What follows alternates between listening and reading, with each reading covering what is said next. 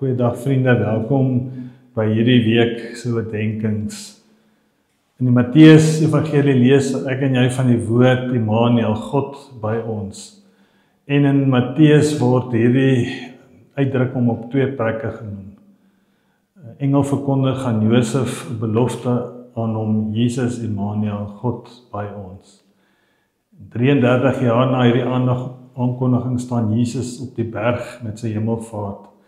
En hy verlaat sy disippels met die belofte woord. En onthou, ek is by julle al die dae tot die volëinding van die wêreld.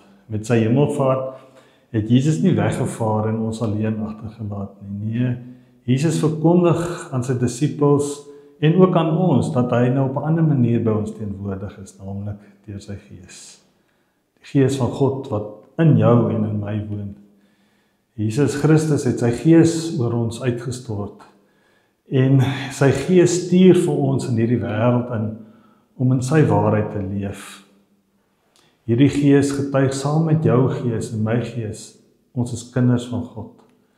En daarom vriende, weet ek en jy in hierdie lewe dat ons nie gevrywaar word van lyding of swaar kry nie. Maar ons is kinders van die Here, ons is kinders van die geloof. Ons kyk met geloofsoë na die wêreld en leef vanuit 'n belofte woord wat God gesê het, ek is by julle. Ons nader nou die adventtyd van die kerklike jaar, die viering van God se koms na die wêreld, na jou en na my wêreld, na jou hart se deur. Maak jy jou hart vir die Here oop of toe? Hoor die belofte woord, ek is Immanuel, God by jou, God met jou. Kom ek bid saam met jou. Here, U is God en Vader oor almal. U is die God oor ons lewens.